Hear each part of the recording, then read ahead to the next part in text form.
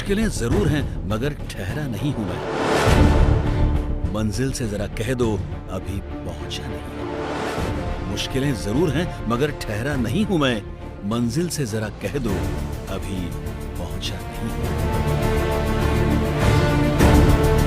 युवक हा केंद्रबिंदू मानून देशाची ध्येय धोरणं राबवली तर भारत महासत्ता राष्ट्र झाल्याशिवाय राहणार नाही असं मानणार आणि आपल्या शैक्षणिक संस्थेत शिकणाऱ्या विद्यार्थ्यांचा सर्वांगीण विकास होण्यासाठी कटिबद्ध असणारे व्यक्तिमत्व म्हणजे ॲडव्होकेट शार्दूलराव सुधाकरराव जाधवर।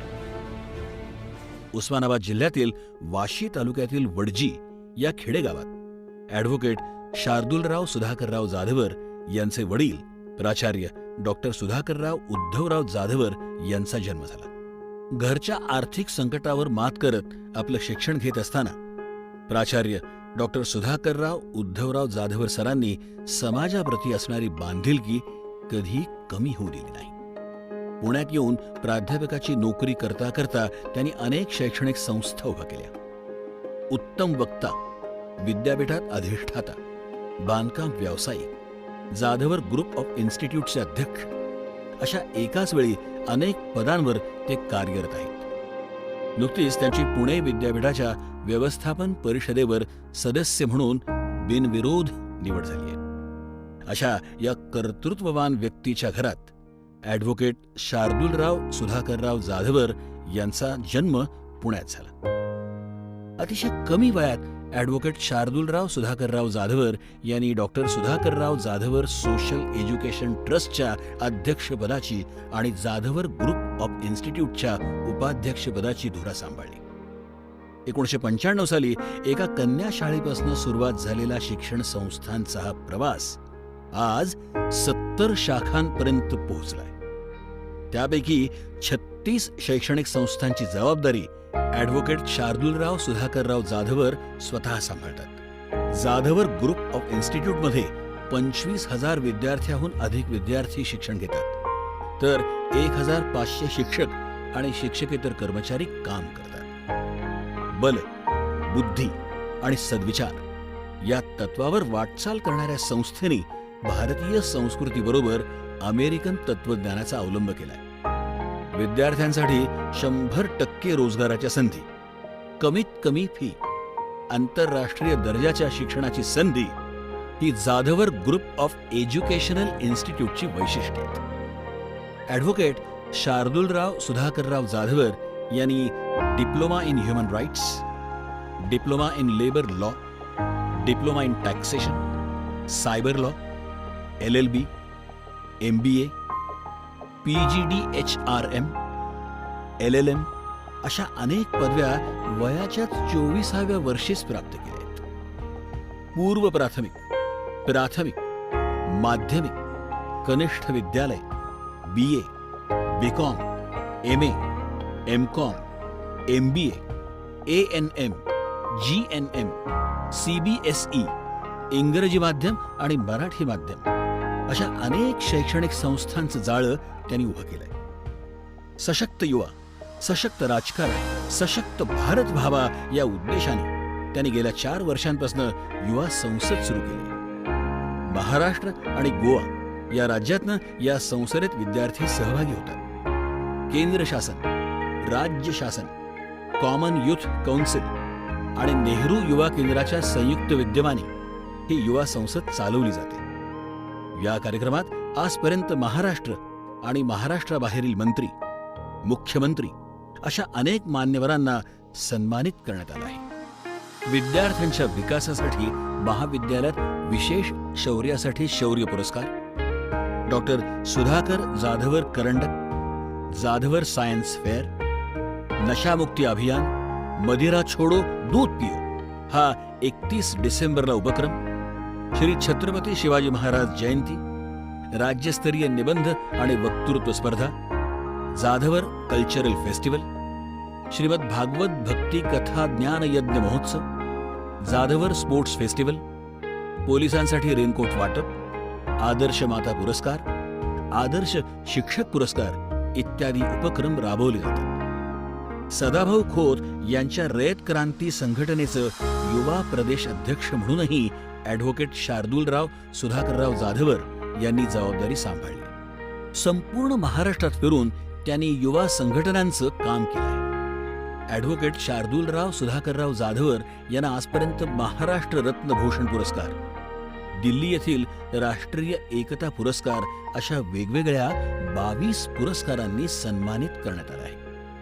भविष्यात जन्मभूमी आणि कर्मभूमी या ठिकाणी 1000 एकर क्षेत्रावर विद्यापीठ स्थापनेचा जाधवर ग्रुप ऑफ इन्स्टिट्यूटचा मानस आहे. रिअल इस्टेट, शिक्षण, हॉटेल, सेवा क्षेत्र अशा अनेक क्षेत्रात जाधवर ग्रुप सध्या कार्यरत आहे.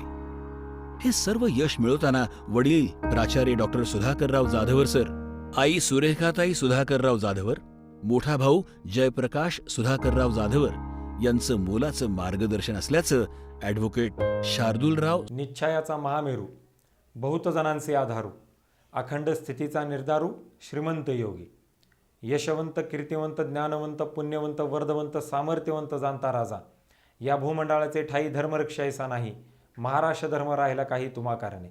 सर्वप्रथम छत्रपती शिवाजी महाराजांच्या पावन स्मृतीला मी अभिवादन करतो. त्याचबरोबर भारतरत्न डॉक्टर बाबासाहेब आंबेडकर यांच्याही पावन स्मृतीला मी अभिवादन करतो. दुसऱ्या भारतरत्न डॉक्टर बाबासाहेब आंबेडकर ऑनलाईन व्याख्यानमालेमध्ये उपाध्यक्ष जाधवर ग्रुप ऑफ इन्स्टिट्यूट या नात्यानं मी आपल्या सर्वांचं मनापासून खूप खूप स्वागत करतो. शिका, संघटित व्हा, संघर्ष करा. जी ब्रीद डॉक्टर बाबासाहेब आंबेडकर यांनी या देशातल्या युवकांना, गोर, गरीब, शोषित, दलित, वंचित समाजातल्या लोकांना त्या ठिकाणी दिलं, तेच ब्रीद विद्यार्थ्यांच्या समोर, समाजातल्या विविध घटकांच्या समोर परत एकदा नव्यानं घेऊन जाण्यासाठी हा एक छोटासा प्रयत्न या व्याख्यानमालेच्या माध्यमातून, जाधवर ग्रुप ऑफ इन्स्टिट्यूटच्या माध्यमातून, जाधवर ग्रुप ऑफ इन्स्टिट्यूटच्या विविध शाखांच्या माध्यमातून आम्ही त्या ठिकाणी प्रामाणिकपणानं करत आहोत. जाधवर ग्रुप ऑफ इन्स्टिट्यूट गेल्या 25 वर्षापासून शिक्षण क्षेत्रामध्ये काम करत आहे. एक शिक्षण संस्थाचालक म्हणून आपण ज्ञानदानाचं काम करत असताना, शिक्षण देत असताना आमच्या संस्थेचं जर तुम्ही ब्रीद वाक्य पाहिलं तर बल, बुद्धी आणि सद्विचारासाठी शिक्षण, education for strength, intellect and wisdom, या शाळांच्या आणि कॉलेजेसच्या माध्यमातून, शिक्षण संस्थेच्या माध्यमातून बलाचं आणि बुद्धीचं काम हे तर चांगल्या पद्धतीनं होतच असतं, परंतु एक शिक्षण संस्थाचालक म्हणून आपली एक बांधिलकी या नात्यानं हे सदविचारसुद्धा विद्यार्थ्यांना चांगल्या पद्धतीनं त्या ठिकाणी दिले पाहिजेत. ते देण्यासाठी, ते विद्यार्थ्यांकडनं करून घेण्यासाठी अत्यंत विविध कार्यक्रमांचे एक आयोजन आणि नियोजन संस्थेच्या माध्यमातून संवेदनशीलपणानं मागच्या 25 वर्षापासून त्या ठिकाणी अत्यंत चांगल्या पद्धतीनं केलं जातं, हे मला या ठिकाणी अभिमानानं सांगावंसं वाटतं. शैक्षणिक, सामाजिक, आर्थिक, औद्योगिक, कला, क्रीडा, राजकीय अशा प्रत्येक क्षेत्रातला कार्यक्रम या संस्थेच्या माध्यमातून आपण विद्यार्थ्यांच्या समोर वेळोवेळी आपण त्या ठिकाणी घेऊन जातोय. हे सगळं विद्यार्थ्यांच्या समोर पोहोचवत असताना विद्यार्थ्यांनी प्रत्येक कार्यक्रमातून त्यांना पाहिजे अशी गोष्ट त्या ठिकाणी घ्यावी आणि त्यांनी त्यांचं आयुष्य घडवावं, हाच एक प्रामाणिक प्रयत्न ह्या सगळ्या गोष्टीच्या माध्यमातून आपण त्या ठिकाणी करत आहोत.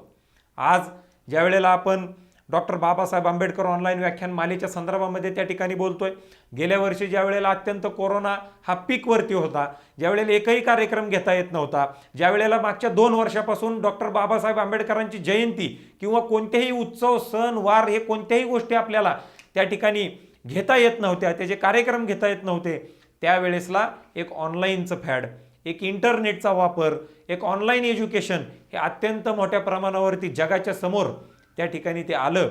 आणि ते आल्यानंतर त्यावेळेला एक असाच माझ्या डोक्यामध्ये विचार आला की आपण आंबेडकरांची जी जयंती आहे ही सुद्धा आपण ऑनलाईन पद्धतीनंच कशा पद्धतीनं आपल्याला करता येईल याचा प्रयत्न, याचा विचार आपण त्या ठिकाणी केला पाहिजे. आणि म्हणून मागच्याच लॉकडाऊनमध्ये आपण गेल्या वर्षी त्या ठिकाणी पहिली भारतरत्न डॉक्टर बाबासाहेब आंबेडकर ऑनलाईन व्याख्यानमाला घेतली, ज्याच्यामध्ये त्या ठिकाणी जवळजवळ 30-35 हजारपेक्षा जास्त विद्यार्थ्यांनी त्याच्यामध्ये त्यांनी सहभाग नोंदवला. आणि आज आपण 14 एप्रिल 2022 आपण दुसऱ्या भारतरत्न डॉक्टर बाबासाहेब आंबेडकर ऑनलाईन व्याख्यानमालेचं त्या ठिकाणी आयोजन हे त्याच्यामध्ये करत आहोत. आज ज्या वेळेला आपण या कार्यक्रमाबद्दल बोलतोय त्यावेळेला मला सांगताना फार आनंद वाटतो की the evolving classroom of 50,000 students to strengthen the Indian democracy. आज ज्या वेळेला आपण संविधानाचा विचार करतो, ज्या वेळेला आपण याला असं आपण म्हणतो की evolving classroom of 50,000 students to strengthen the Indian democracy, या देशातल्या लोकतंत्राला, या देशातल्या डेमोक्रेसीला जर आपल्याला स्ट्रेंथन करायचं असेल, याला जर बळकटी आणायची असेल, तर सशक्त युवा, सशक्त राजकारण आणि सशक्त भारत, युवकांनी चांगल्या राजकारणामध्ये आलं पाहिजे. ज्या वेळेला युवक चांगल्या राजकारणामध्ये येतील, ज्या वेळेला ते लोक राजकारणामध्ये येतील, त्यांच्या नवनवीन आयडियाज त्या ठिकाणी ते राजकारणामध्ये आणतील, त्यावेळेला हे राजकारण जे आहे ते बळकट होणार आहे. आणि जर राजकारण बळकट झालं तर आपल्या देशाचं लोकतंत्र जे आहे, आपल्या देशाचं जे डेमोक्रेसी आहे, ही त्या ठिकाणी अत्यंत मोठ्या प्रमाणावरती स्ट्रेंथन होणार आहे, त्याला बळकटी मिळणार आहे. आणि म्हणून संस्थेच्या वतीनं मागच्या 5 वर्षापासून युवा संसदेसारखा आपण कार्यक्रम त्या ठिकाणी घेतोय की ज्याच्यामध्ये गल्लीपासून दिल्लीपर्यंत जेवढी मोठमोठे लोक त्या ठिकाणी अत्यंत गोरगरीब, शोषित, दलित, वंचित समाजामधनं ज्यांनी आपली घरातली पार्श्वभूमी नसताना सुद्धा राजकारणामध्ये ज्यांनी आपला ठसा उमटवण्याचं काम हे अत्यंत मोठ्या प्रमाणावरती केलं, अशा लोकांना आपण त्या ठिकाणी या विद्यार्थ्यांच्या समोर आणतोय. आणि एवढंच नाही की ह्या लोकांना आणून या लोकांनी राजकारणामध्ये यावं, हा प्रयत्न संस्था अत्यंत मोठ्या प्रमाणावरती त्या ठिकाणी करते. आज व्हाईट कॉलर लोकांनी राजकारणामध्ये यायला पाहिजे, की ज्याच्यामध्ये डॉक्टर्स असतील, इंजिनियर्स असतील, लॉयर्स असतील, आर्किटेक्ट असतील, इंजिनियर्स असतील, अशा लोकांनी राजकारणामध्ये यावं, त्यांच्या नवीन नवीन संकल्पना त्या ठिकाणी मांडाव्यात. म्हणून हा कार्यक्रम मागच्या 5 वर्षापासून संस्थेच्या माध्यमातून आपण त्या ठिकाणी घेतोय. आणि हा घेत असताना याचाच एक पुढचा पार्ट म्हणून, याचाच एक एक्सटेंडेड व्हर्जन म्हणून आपण डॉक्टर बाबासाहेब आंबेडकर यांच्या जयंतीनिमित्त आपण ही ऑनलाईन व्याख्यानमाला सुद्धा त्या ठिकाणी आपण त्याच्यामध्ये चालू केलेली आहे. कारण ज्या व्यक्तीमुळं आपण या ठिकाणी हा कार्यक्रम घेऊ शकतोय, ज्या व्यक्तीमुळं बहुजन समाजातल्या लोकांना, ज्या व्यक्तीमुळं वंचित लोकांना, ज्या व्यक्तीमुळं गरीब लोकांना त्यांचा न्याय हक्क मिळाला, त्यांचे विचार काय होते, त्यांचे धोरणं काय होती, ह्याची माहिती हे समाजातल्या प्रत्येक विद्यार्थ्यापर्यंत, समाजातल्या प्रत्येक घटकातल्या माणसापर्यंत, शेवटच्या माणसापर्यंत त्या ठिकाणी पोहोचले पाहिजेत. त्या विचारांची जी आग आहे, त्या विचारांची जी धग आहे, ही कायम त्या ठिकाणी धगधगत राहिली पाहिजे. हे लोकांच्या मनामध्ये त्या ठिकाणी कंटिन्युअस हे त्या ठिकाणी त्यांच्या मनामध्ये राहिलं पाहिजे की कुणामुळे हे अधिकार आपल्याला मिळालेले आहेत, त्यांचे विचार काय होते हे आपल्याला त्या ठिकाणी कळावं. म्हणून अशा पद्धतीच्या कार्यक्रमाचं आयोजन हे आपण मोठ्या प्रमाणावरती त्या ठिकाणी करण्याचा निर्णय हा त्याच्यामध्ये घेतलेला होता. हा निर्णय घेत असताना या कार्यक्रमाला आपल्याला असोसिएट, आपल्याला ज्यांनी आपल्याला या कार्यक्रमामध्ये कोलॅबरेशन केलेलं आहे ते म्हणजे Lions Club of international, Lions Club Pune, Lions Club Pune pearl, Lions Club global teacher. Lions Club global teacher ह्या कार्यक्रमाला त्या ठिकाणी जोडतात, ही खूप अभिमानाची गोष्ट आहे जाधव ग्रुप ऑफ इन्स्टिट्यूटसाठी. कारण या भारत देशामधले जे शिक्षक त्या ठिकाणी KG पासून PG पर्यंत ज्ञानदानाचं काम करतात, असे सगळे लोक या कार्यक्रमामध्ये त्या ठिकाणी जोडले गेलेले आहेत. आणि म्हणून हा कार्यक्रम या शिक्षकांच्या माध्यमातून सुद्धा भारत देशातल्या विविध लोकांपर्यंत, विविध फॅकल्टीजमधल्या विद्यार्थ्यांपर्यंत पोहोचवण्याचं काम हे अत्यंत मोठ्या प्रमाणावरती आपण त्या ठिकाणी या लायन्स क्लब ग्लोबल टीचरच्या माध्यमातून होणार आहे हे सांगताना मला खूप मोठ्या प्रमाणावरती त्याच्यामध्ये अभिमान आणि आनंद वाटतो. आज आपण व्याख्यानमालेचं जर आपण पाहिलं तर या व्याख्यानमालेमध्ये भाषण कोण देणार आहेत, या व्याख्यानमालेमध्ये आपले विचार कोण मांडणार आहेत, हे जर आपण पाहिलं तर मला सांगताना फार आनंद आणि अभिमान वाटतो की या व्याख्यानमालेचे उद्घाटक म्हणून माननीय श्री डॉक्टर श्रीपाल सबनीस सर, जे ज्येष्ठ साहित्यिक आहेत, ज्यांचा अत्यंत संत साहित्याचा असेल, डॉक्टर बाबासाहेब आंबेडकरांच्या विविध विचारांचा असेल, त्याचबरोबर पुरोगामी महाराष्ट्राचा असेल, शाहू फुले आंबेडकरांचा संपूर्ण अभ्यास असेल, ज्यांचा अत्यंत खूप मोठ्या प्रमाणावरती मराठी साहित्य संमेलन हे विविध ठिकाणी ज्या वेळेला या देशामध्ये होतात, ते देशामध्ये होत असताना ते अत्यंत चांगल्या पद्धतीनं मराठी भाषा टिकली पाहिजे म्हणून जी लोक त्या ठिकाणी प्रयत्न करतात, त्याच्यातले हे डॉक्टर श्रीपाल सबनीस सर हे उद्घाटक म्हणून त्या ठिकाणी आपल्याला लाभलेले आहेत. त्याचबरोबर 14 एप्रिलला आपला उद्घाटनाचा कार्यक्रम झाल्यानंतर 15 एप्रिल 2022ला पुणे विद्यापीठाचे कुलगुरू माननीय श्री डॉक्टर उमरानी सर हेही आपल्याला त्या ठिकाणी संबोधित करणार आहेत. त्यांचा विषय हा डॉक्टर बाबासाहेब आंबेडकर यांचे स्त्री सक्षमीकरण या विषयाचे त्यांचे विचार या विषयावरती ते बोलणार आहेत. 16 एप्रिलला माननीय श्री डॉक्टर धनंजय लोखंडे सर, जे की सदस्य आहेत आदिसभा सावित्रीबाई फुले पुणे विद्यापीठ पुणे, त्याचबरोबर प्राध्यापक संचालक व विभाग प्रमुख आजीव अध्ययन व विस्तार विभाग सावित्रीबाई फुले पुणे विद्यापीठ पुणे, आणि त्यांचा विषय हा डॉक्टर बाबासाहेब आंबेडकर यांचे संविधान समितीतील योगदान. त्याचबरोबर 17 एप्रिलला माननीय श्री संदीप बर्वे सर, जे की राज्य कार्यवाह आहेत युवक क्रांती दलाचे, त्यांचा विषय डॉक्टर बाबासाहेब आंबेडकर आणि संविधान असा आहे.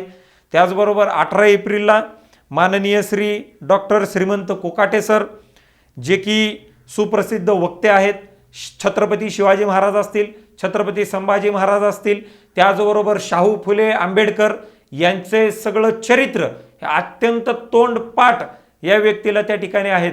आणि एवढंच नाही, यांचं जे काही त्यांनी ज्ञान संपादन केलेलं आहे ते ज्ञान महाराष्ट्रातल्या गावोगावी पाड्यावरती पोचवण्याचं काम हे त्या ठिकाणी खूप अत्यंत चांगल्या पद्धतीने त्यांनी केलेलं आहे. आणि त्यांचा विषय डॉक्टर बाबासाहेब आंबेडकर यांचे शेतीविषयक विचार याच्यावरती ते बोलणार आहेत. 19 एप्रिलला डॉक्टर विजय खरे सर आहेत, जे की ज्येष्ठ प्राध्यापक आणि विभाग प्रमुख आहेत सावित्रीबाई फुले पुणे विद्यापीठामध्ये संरक्षण आणि सामरिक शास्त्र विभागाचे. त्यांचा विषय डॉक्टर बाबासाहेब आंबेडकर यांचे परराष्ट्र धोरण व राष्ट्रीय सुरक्षा विषयक विचार असा आहे. त्याचबरोबर 20 एप्रिलला ॲडव्होकेट आशिम सोरोदे सर, जे की विधी तज्ज्ञ आहेत, ज्येष्ठ विधी तज्ज्ञ, लोकशाहीतील अभिव्यक्ती स्वातंत्र्य या विषयावरती ते बोलणार आहेत. त्याचबरोबर 21 एप्रिल 2022ला माननीय श्री अविचल दिवार सर बोलणार आहेत. त्यांचा विषय घटनात्मक आर्थिक समितीचे उद्दिष्ट आणि केंद्र व राज्य शासनाच्या आर्थिक योजना याच्यावरती ते बोलणार आहेत. त्याचबरोबर 22 एप्रिलला डॉक्टर गौतम बेंगाळे सर आहेत, जे की विभागीय संचालक आहेत यशवंतराव चव्हाण महाराष्ट्र मुक्त विद्यापीठाचे. त्यांचा विषय डॉक्टर बाबासाहेब आंबेडकर यांचे आर्थिक विचार याच्यावरती आहे. आणि त्याचबरोबर 23 एप्रिलला समारोपाचं व्याख्यान हे डॉक्टर नम जोशी सर यांचं असणार आहे. नम जोशी सर हेही अत्यंत शाहू फुले आंबेडकर यांचा गाढा अभ्यास असणारे, त्याचबरोबर संत साहित्याचा अभ्यास असणारे, भारतीय संस्कृतीचा अभ्यास असणारे अत्यंत ज्येष्ठ व्यक्तिमत्व महाराष्ट्राला आपल्याला लाभलेलं डॉक्टर नम जोशी सर यांचं अध्यक्षीय भाषण आपल्याला त्या ठिकाणी 23 एप्रिल 2022ला त्या ठिकाणी आपल्याला ऐकण्याचं सौभाग्य सगळ्या लोकांना त्या ठिकाणी प्राप्त होणार आहे. ही ज्यांची मी 10 दिवसामध्ये नावं घेतली, ज्या लोकांचे जर ह्यांचे विषय जर आपण पाहिले, याच्यातून आपल्याला एक गोष्ट लक्षात येईल की डॉक्टर बाबासाहेब आंबेडकर हे किती एक विशाल विश्व आहे. डॉक्टर बाबासाहेब आंबेडकर यांना आपण 10 दिवसामध्ये सुद्धा त्या ठिकाणी वाचू शकत नाही. पहिली जी भारतरत्न डॉक्टर बाबासाहेब आंबेडकर ऑनलाईन व्याख्यानमाला झाली आणि आजची जी दुसरी व्याख्यानमाला त्या ठिकाणी होत आहेत, जवळजवळ 20 विषय हे विविध डॉक्टर बाबासाहेब आंबेडकरांचे आपण त्या ठिकाणी अभ्यासाला घेतोय. आणि हे अभ्यासाला घेत असताना 20 विविध वेगवेगळे वक्ते त्यांचे विचार त्या ठिकाणी मांडतायत. तरी सुद्धा डॉक्टर बाबासाहेब आंबेडकरांचं जे काही विशाल व्यक्तिमत्व आहे ते संपूर्ण वाचून आपल्याच्याने त्या ठिकाणी होत नाहीत. आणि म्हणून डॉक्टर बाबासाहेब आंबेडकर यांना भारतरत्न नाही तर विश्वरत्न म्हणून त्या ठिकाणी संबोधलं जातं.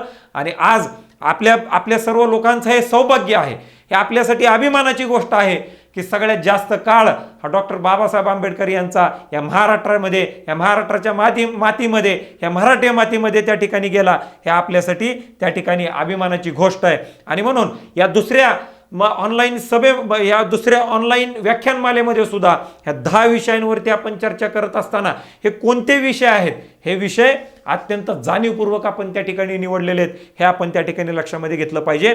कारण जे आता करंट विषय चालू आहेत, ज्याच्यावरती रोज विविध बातम्या त्या ठिकाणी येत आहेत, ज्याच्यावरती विविध राजकीय पक्ष त्यांचं कामकाज त्या ठिकाणी त्यांचे विविध कार्यक्रम राबवत आहेत, त्यांच्या पक्षाच्या अजेंडामध्ये ते विविध विषय त्या ठिकाणी आहेत, ते सगळेच्या सगळे विषय त्याच्यावरती 50-60 वर्षापूर्वी डॉक्टर बाबासाहेब आंबेडकरांचे त्याच्यावरती काय विचार होते, ते विचार आजच्या लोकांना सुद्धा त्या ठिकाणी कळाले पाहिजेत. आणि एवढंच नाही, ते कळाले पाहिजेत, ते कळतीलच, परंतु ते तेव्हा मांडलेले विचार आज सुद्धा किती फायद्याचे आहेत आणि गरीब जनतेसाठी किती उपयोगाचे आहेत हे सगळ्यांना त्या ठिकाणी कळायला पाहिजे. आणि म्हणून आज हे जाणीवपूर्वक हे सगळे विषय त्या ठिकाणी निवडण्याचं काम हे आपण खूप अत्यंत चांगल्या पद्धतीनं केलेलं आहे.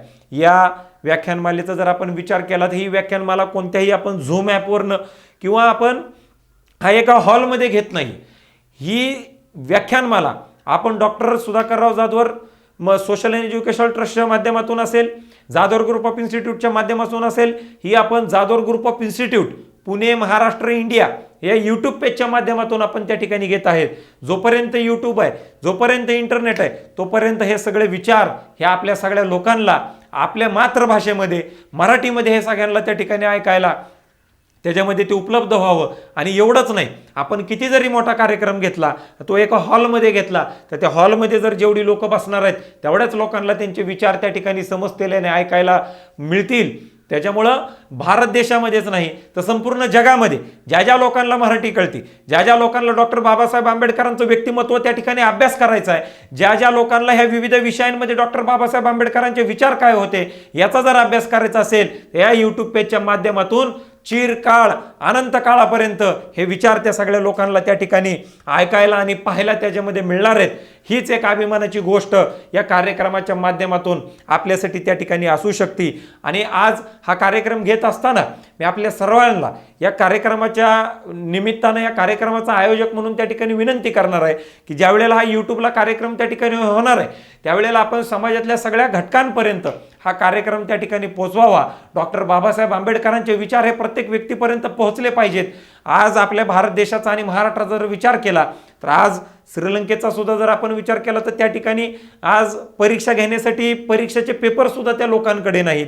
आज लाईट तिथं उपस्थित त्याच्यामध्ये नाहीये. आर्थिक धोरण त्या लोकांनी चांगल्या पद्धतीचं अवलंबलं नाही आणि म्हणून तशीच परिस्थिती भारत देशाची सुद्धा होऊ नये म्हणून डॉक्टर बाबासाहेब आंबेडकरांचे आर्थिक धोरणावरचे विचार काय होते याचा अभ्यास करणं आज आपल्याला गरजेचं आहे. एवढंच नाही, आज जातीवाद प्रत्येक मोठ्या प्रमाणावरती प्रत्येक ठिकाणी वाढत चाललेला आहे. आज हा शाळा लेवलपर्यंत बारक्या विद्यार्थ्यांपर्यंत त्या ठिकाणी पोहोचलेला आहे. याच्यावरती बाबासाहेबांचे विचार काय होते हाही आपल्याला त्या ठिकाणी विचार करण्याची गोष्ट आणि गरज त्या ठिकाणी मोठ्या प्रमाणावरती आहे. आज राजकारणाची पातळी किती मोठ्या प्रमाणावरती घसरत चाललेली आहे.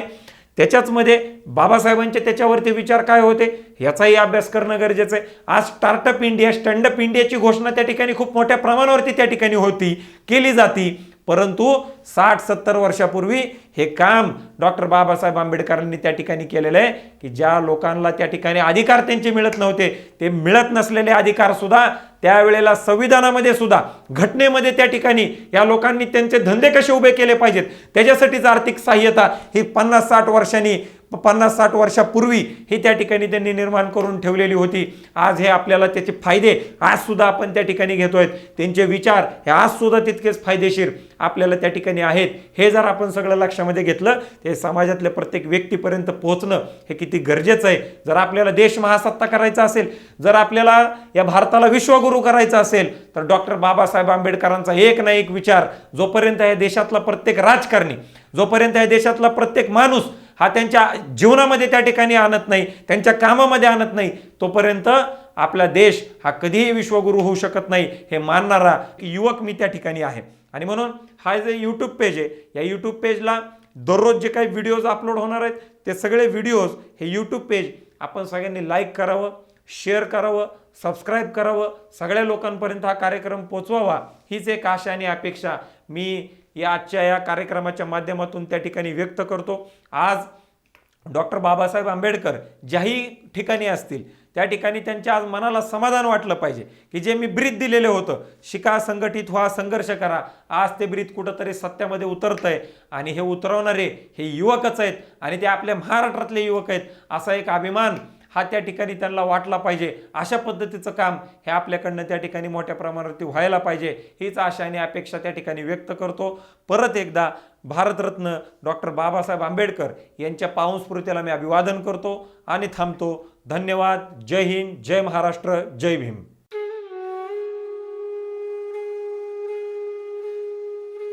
संत ज्ञानेश्वर आणि संत तुकाराम यांचे संचित समाजापुढे उलगडणारे ज्येष्ठ साहित्यिक डॉक्टर श्रीपाल सबनीस यांनी आपल्या लेखन आणि वाणीतून मराठी माणसाच्या वैचारिक जडणघडणीत महत्त्वाचे योगदान दिले आहे. आपले विचार तटस्थ आणि निर्भीडपणे मांडतानाच त्याला विवेकाची जोड देऊन सर्वसामान्यांपर्यंत ते पोहोचवले आहेत. सुरुवातीच्या काळात वेगवेगळ्या चळवळींमधून भाग घेऊन पुढे प्रगल्भ वैचारिक, सामाजिक, राजकीय मंथन त्यांनी आपल्या व्याख्यान आणि साहित्यातून घडवून आणले आहे. कधी समाजाला दिशा देणारे तर कधी समाजाला त्याची चूक दाखवून समाजाच्या डोळ्यात अंजन घालण्याचे धाडसही त्यांनी दाखवले आहे. त्यामुळेच त्यांचे विचार ऐकण्यासाठी युवक आणि श्रोते उत्सुक असतात. पिंपरी चिंचवड येथे झालेल्या 89व्या अखिल भारतीय मराठी साहित्य संमेलनाचे अध्यक्षपद श्रीपाल सबनीस यांनी आपल्या सडेतोड भाषण व मुलाखतीने गाजविले. सबनीस यांचे 46हून अधिक ग्रंथ प्रकाशित झाले आहेत. तसेच महाराष्ट्रातील लेखक व कवींच्या कविता संग्रह, कादंबरी, नाटक, लेखक संग्रह, स्तंभलेखन संग्रह इत्यादी तब्बल 186हून अधिक वाङ्मयीन पुस्तकांना त्यांच्या प्रस्तावना आहेत. महाराष्ट्रातील नामवंत नियतकालिकांत विविध विषयांवर त्यांचे लेखन प्रकाशित झाले आहे. श्रीपाल सबनीस यांचा 1 जुलै हा जन्मदिवस. हैदराबाद मुक्तीसंग्रामाची भूमी असलेल्या निलंगा तालुक्यातील हाडोळी येथे त्यांचा जन्म झाला. मूळचे मराठवाड्यातल्या एका जमीनदार कुटुंबातील असलेल्या श्रीपाल सबनीस यांचे वडील मोहनराव पाटील क्रांतिकारक होते. शिक्षणामध्ये मोठी रुची असलेल्या श्रीपाल सबनीस यांनी MA PhD पूर्ण केली आहे. सुरुवातीला काही काळ ते शिक्षण क्षेत्रातच कार्यरत होते. जळगावच्या उत्तर महाराष्ट्र विद्यापीठामध्ये प्राध्यापक आणि विभाग प्रमुख तसेच कला शाखेचे ते अधिष्ठाता होते. पुढे ते लेखनाकडे वळले. लेखक, अभ्यासक आणि समीक्षक म्हणून त्यांनी आपला ठसा उमटवला आहे. कुलगुरू पदासाठीच्या निवडणूक पॅनलवर त्यांची 2 वेळा निवड झाली आहे. राष्ट्रीय बंधुता, एकात्मता, संविधान जागर, ग्रामीण साहित्य, असंघटित कामगार, बाल साहित्य, वारकरी संगीत संमेलन अशा विविध संमेलनाचे उद्घाटक व अध्यक्षक म्हणून त्यांना आमंत्रित करण्यात आले आहे. त्यांचे लेखन विविध अंगी आणि वेगवेगळ्या स्वरूपाचे आहे. दादा कोंडकेंच्या विच्छा माझीने प्रभावित होऊन शुक्राची तू चांदणी सारखे वग नाटक त्यांनी लिहिले आहे. राजकारणावर आधारित सत्यकथा 82 किंवा क्रांती सारख्या राज्यस्तरीय पारितोषिक विजेत्या एकांकिका त्यांनी लिहिल्या आहेत. मुक्तक, उपेक्षितांची पहाट, ज्ञानेश्वर ते आंबेडकर, भारतीय प्रबोधन आणि नव आंबेडकरवाद, साने गुरुजी विचार समीक्षा, नामदेवांचे संतत्व आणि कवित्व ही त्यांची पुस्तके विशेष प्रसिद्ध आहे. आदिवासी पाड्यावर जाऊन त्यांनी डफावर थाप देत शाहिरीही केली आहे. डॉक्टर श्रीपाल सबनीस यांना विविध पुरस्कार आणि सन्मान देऊन गौरवण्यात आले आहे. स्वामी स्वरूपानंद पुरस्कार, DD कोलंबस पुरस्कार, न. चिं. केळकर पुरस्कार, महाराष्ट्र सरकारचा आदर्श शिक्षक पुरस्कार अशा विविध पुरस्कारांनी गौरवण्यात आले आहे. त्यांच्या सामाजिक व सांस्कृतिक कार्याचा आलेख असाच उंचावत राहो. त्यांच्या या दैदिप्यमान वाटचालीस जाधवर इन्स्टिट्यूटच्या शुभेच्छा.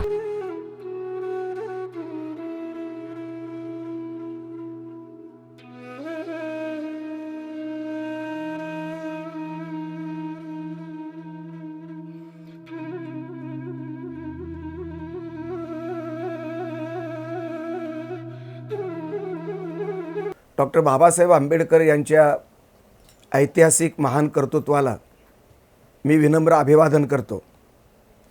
डॉक्टर सुधाकर जाधवर यांचा जाधवर ग्रुप हा गेल्या अनेक वर्षापासून शैक्षणिक, सामाजिक, सांस्कृतिक क्षेत्रामध्ये विविध प्रकारचे नाविन्यपूर्ण अशा प्रकारचे उपक्रम सिद्ध करून समाजसेवा आणि संस्कृतीच्या ध्येयवादाची पूर्तता करण्यामध्ये ते रमलेले आहेत. जाधवर ग्रुपच्या एकूण 80 शाखा पुणे परिसराचा सर्वार्थाचा कायापालट करण्यामध्ये आज योगदान देताना दिसत आहेत. सुमारे 1,500 कर्मचारी आणि 25,000 विद्यार्थ्यांची सेवा जाधवर ग्रुपच्या विविध शाखांच्या मार्फत केली जात आहे. शिक्षण संस्था अनेकांची आहेत, परंतु शिक्षण संस्थांची बांधिलकी महापुरुषांच्या कर्तृत्वाशी जोडण्यामध्ये एक महत्त्वाचं अर्थपूर्ण योगदान डॉक्टर सुधाकर जाधवर आणि त्यांचे सुपुत्र शार्दूल जाधवर या दोन्हीही बाप आणि मुलाचं योगदान हे निर्णायक स्वरूपाचं आहे.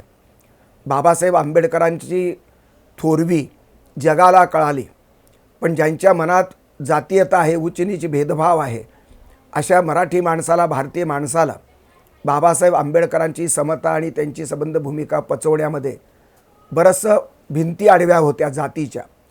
या संस्काराच्या जुन्या जळमाटाच्या भिंती तोडून फोडून अनेक बहुजन समाजातले, अभिजन समाजातल्या संस्था आणि व्यक्ती बाबासाहेब आंबेडकरांच्या कर्तृत्वाला पचवण्यामध्ये आज यशस्वी होताना दिसत आहेत.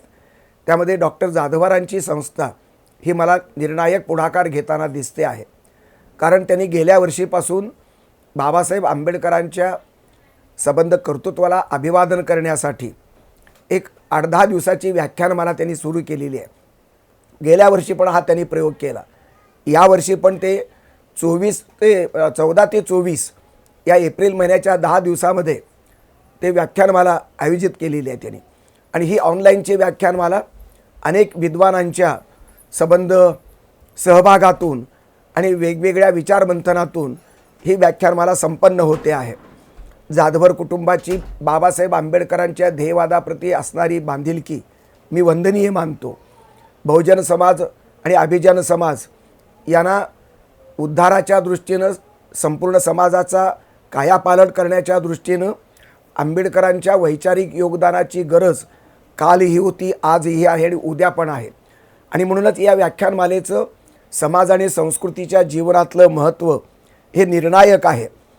या व्याख्यानमालेमध्ये डॉक्टर उमराणी, नंतर advocate Lokhande, doctor Lokhande, advocate Asim Sarode, त्याचबरोबर श्रीमंत कोकाटे, डॉक्टर विजय खरे आणि त्याचबरोबर डॉक्टर बेंगाळे, डॉक्टर नम जोशी, संदीप बर्वे, अविचल धिवार अशा अनेक वेगवेगळ्या क्षेत्रातील वेगवेगळ्या जाती धर्माच्या मान्यवर विद्वानांचा सहभाग या व्याख्यानमालेमध्ये पुढच्या 10 दिवसात राहणार आहे.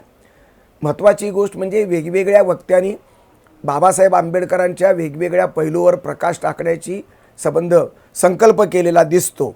स्त्री सक्षमीकरण असा विषय किंवा संविधानातलं बाबासाहेबांचं योगदान, बाबासाहेबांच्या शेती आणि शेतकऱ्यांच्या संदर्भातलं विचार आणि योगदान, बाबासाहेबांचं परराष्ट्र धोरण आणि राष्ट्रीय सुरक्षा व्यवस्था, बाबासाहेबांच्या संदर्भातले लोकशाही, अभिव्यक्तीच्या स्वातंत्र्याचा संदर्भ किंवा घटनात्मक आर्थिक समता अशा अत्यंत महत्त्वाच्या विषयावर हे मान्यवर आपापले विचार या पुढील 10 दिवसाच्या व्याख्यानमालेमध्ये मांडणार आहेत. बाबासाहेब आंबेडकरांची जयंती साजरी करणारे जाधवर ग्रुप हा केवळ बाबासाहेबांच्या एकट्या महापुरुषाच्या प्रेमात नाही आहे. त्यांच्या संबंध संस्थेच्या ध्येयवादामध्ये सर्वच महापुरुष या जाधवर ग्रुपला वंदनीय असल्याचं चित्र मला अनुभवायला मिळालेलं आहे. त्यांच्या माहितीच्या पुस्तकामध्ये मला शिवजयंती उत्सव दिसला, मला कीर्तन सोहळा दिसला, त्याचबरोबर कोविडच्या संदर्भामध्ये काही जे बळी गेलेले आहेत किंवा जे अत्यंत दुःखी पालक आहेत, या पालकांच्या विशेषतः संरक्षण विभाग, अग्निशामक दल, पत्रकारांचा विभाग, पोलीस विभाग या संबंध महत्त्वाच्या घटकांच्या पाल्यांना 50% फी सवलत जाधवर ग्रुपनं आपल्या संस्थेच्या माध्यमातून देऊ केलेली आहे. ही कृतिशील बांधिलकी मला अत्यंत महत्त्वाची वाटते. महापुरुषांच्या जयंत्या आणि पुण्यतिथ्या साजऱ्या करून केवळ उपचार म्हणून नव्हे तर कृतिशीलतेमध्ये महापुरुषांचा ध्येयवाद सिद्ध करण्याची संधी जाधवर ग्रुप अंमलात आणतो आहे. आणि म्हणूनच या संबंध जाधवर ग्रुपच्या ध्येयवादाचा भाग समजून घेताना त्यांनी जाधवर करंडक ठेवलेला आहे, शौर्य पुरस्कार ठेवलेले आहेत, विज्ञानाचे वेगवेगळे प्रयोग त्यांनी केलेले आहेत. आदर्श माता हा पुरस्कार त्यांच्यामार्फत दिला जातो. कीर्तन सोहळ्यामध्ये संतांच्या वचनांचा आणि संतांच्या अभंगवाणीचा तिथे गौरव सोहळा साजरा केला जातो. आदर्श सरपंच पुरस्कारसुद्धा जी गाव पातळीपासून संस्कृतीच्या सर्व टप्प्यांना स्पर्श करणारी जाधवर ग्रुपची ही व्यापक अशा प्रकारची सर्वस्पर्शी भूमिका मला अत्यंत महत्त्वाची वाटते आहे. आणि म्हणूनच सुधाकर जाधवर आणि शार्दूल जाधवर या दोघांच्याही कर्तृत्वाच्या या झेप आणि त्यांच्या सर्वस्पर्शी अशा प्रकारच्या सामाजिक बांधिलकीच्या भूमिकेबद्दल मी गौरव करू इच्छितो. मित्रहो, बाबासाहेब आंबेडकरांचा विचार हा केवळ महाराष्ट्रासाठी नव्हे, केवळ देशासाठी नव्हे, तर संबंध विश्वाला वंदनीय असणाऱ्या अशा प्रकारच्या बाबासाहेबांच्या विचाराचं हे संबंध मंथन गेल्या पुढल्या 5-10 दिवसामध्ये होऊ घातलेलं आहे. जगातल्या अनेक देशामध्ये बाबासाहेबांचे पुतळे उभे झालेले आहेत. अमेरिकेच्या विद्यापीठातल्या 100 स्कॉलरमध्ये बाबासाहेब आंबेडकरांच्या हुशारीचा आणि त्यांच्या संबंध विद्वत्तेचा गौरव अमेरिकेनं केलेला आहे, पाश्चात्य जगानं केलेला आहे. आणि भारतातली संबंध जाती व्यवस्था आजही काही प्रमाणात शिल्लक आहे. ही अत्यंत वेदनापूर्वक अशा प्रकारची वास्तवता सांगताना मला लाज वाटते आहे. आणि हीच वास्तवता दूर करण्यासाठी, भारतीय मनातली जातीव्यवस्था संपवण्यासाठी अनेक वेगवेगळे प्रयोग वेगवेगळ्या संस्था, वेगवेगळ्या व्यक्ती निष्ठेनं करत आहेत. जाधवर ग्रुपची ही डोळस निष्ठा बाबासाहेब आंबेडकरांच्या पुण्याईपर्यंत पोचते आणि बाबासाहेबांना आत्मसात करून बाबासाहेबांच्या विचाराचं मंथन संबंध लाखो अशा प्रकारच्या ऑनलाईन श्रोत्यांपर्यंत, रसिकापर्यंत पोचवण्याचा ध्येयवाद मला सर्व अर्थानं सर्व संदर्भात महत्त्वाचा वाटतो. बाबासाहेब केवळ दलित मुक्तीचे नेते नाही आहेत, तर ते मानव मुक्तीचे सुद्धा नेते आहेत.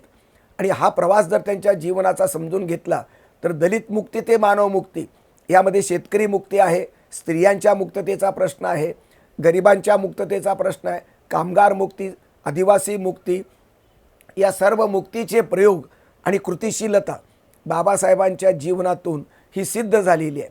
आणि म्हणूनच बाबासाहेबांचं जीवन हे म्हणजे अत्यंत संघर्षमय अशा प्रकारचं, नाट्यपूर्ण अशा प्रकारचं जीवन आहे. बाबासाहेबांनी ज्या जातीमध्ये जन्मला ती जाती व्यवस्थेमध्ये सगळ्यात अगदी तुच्छ लेखणारी अशा प्रकारची जात होती. या जातीचे संदर्भ चिकटवलेले असताना लहान वयातल्या बाबासाहेबांना किती यातना झाल्या असतील याबद्दल आपण विचार करणं मला महत्त्वाचं वाटतं. ज्या माणसाला जवळजवळ 32 पदव्या ज्यांनी मिळवल्या देशातल्या परदेशातल्या, अशा बाबासाहेब आंबेडकरांच्या बुद्धिमत्तेचा बालपणीचा जो मेंदू आहे त्या मेंदूतल्या पेशी किती तल्लक असतील, तो बालमेंदू, बालभीमाचा मेंदू किती संवेदनशील असेल. आणि अशा प्रकारच्या बाबासाहेबांच्या मेंदूला डसणाऱ्या जातीच्या संदर्भामध्ये त्यांना यातना किती झाल्या असतील. ही या जाती व्यवस्थेची आग बालवयापासून ते तरुण वयापर्यंत आणि नंतरच्या आयुष्यामध्ये सुद्धा, उत्तरार्धामध्ये सुद्धा बाबासाहेबांनी कशी पचवली, ती आग मनामध्ये कशी शांत केली, या हा एक संबंध महाकाव्याचा विषय आहे. आणि म्हणूनच जाती व्यवस्थेचे चटके भोगून संबंध दारिद्र्याच्यामध्ये आणि प्रतिकूलतेमध्ये जन्म घेऊन बाबासाहेबांनी स्वतःच्या हिमतीवर, स्वतःच्या कर्तृत्वावर अनेक ग्रंथ लिहिले, अनेक पदव्या प्राप्त केल्या. बॅरिस्टर बाबासाहेब आंबेडकर हे अर्थशास्त्रातले तज्ज्ञ आहेत, समाजशास्त्रातले तज्ज्ञ आहेत, मानववंशशास्त्र असेल किंवा तुमचे धर्मशास्त्र असेल, अनेक शास्त्रांचा पारंगत असणारा हा बहुआयामी विद्वान, हा जगत वंदनीय अशा प्रकारचा विद्वत्ता म्हणून त्यांची आज पुढे आलेली आहे. बाबासाहेब आंबेडकरांच्या आयुष्यातल्या काही महत्त्वाच्या घटना आहेत. पूर्वार्धातले बाबासाहेब आंबेडकर हे पूर्णपणे हिंदू धर्मावर विश्वास ठेवणारे आहेत, पण हिंदू धर्मातली विषमता त्यांच्या मनाला आणि त्यांच्या बुद्धीला आव्हान देत होती. त्यांना ते पटत नव्हतं. त्यांची उपजत अशा प्रकारची समतानिष्ठ, मानवनिष्ठ, अस्मितादर्शक भूमिका हिंदू धर्मातल्या उच्च नीच भेदभावनेला ही संबंध ते चॅलेंज देऊन उभा करत होते. आणि म्हणून समतेच्या चळवळीच्या दृष्टीनं बाबासाहेबांनी मंदिर प्रवेशाची चळवळ केली. काळाराम मंदिराचा प्रवेशाची चळवळ तर 4-5 वर्ष चालली. पुण्याच्या पर्वती सत्याग्रहामध्ये सुद्धा बाबासाहेबांची भूमिका आपल्याला महत्त्वाची दिसते आहे. देव हा सर्वांचा आहे. हिंदू जर देवाची सगळे लेकरं असतील आणि अद्वैत तत्त्वज्ञान जर हिंदूंचं सगळ्यांना घेऊन चालणारं, सगळ्यांना समान मानणारं असेल, तर मग देवाला स्पर्श करण्याची, देवाला नमस्कार करण्याची स्वातंत्र्य दलितांना का नको, या प्रश्नांच्या भोवती बाबासाहेबांचं चिंतन पूर्वार्धात प्रकर्षानं झाल्याचं दिसतं. आणि म्हणून त्यांनी मंदिर प्रवेशाची, आमचा हक्क आमच्या देवावर आहे, आम्ही तुमचे भाऊ असू तर आमचाही भाऊपणाचा हक्क मंदिरामध्ये आम्हाला प्रस्थापित करू द्या, या तात्विक भूमिकेतून समतेच्या ध्यासापोटी बाबासाहेबांनी मंदिर प्रवेशाची चळवळ उभारली. त्याचबरोबर महाडचा सत्याग्रह त्यांनी पाण्यासाठी केला. पाणी हे सगळ्यांचं आहे, निसर्गाची देण आहे. त्याच्यामध्ये पाणी बाटल्याचा आणि पाणी संबंध विटाळल्याचा अशा प्रकारचा आरोप ब्राह्मणी व्यवस्था ज्यावेळेस करते त्यावेळेला बाबासाहेब ते मान्य करत नाहीत.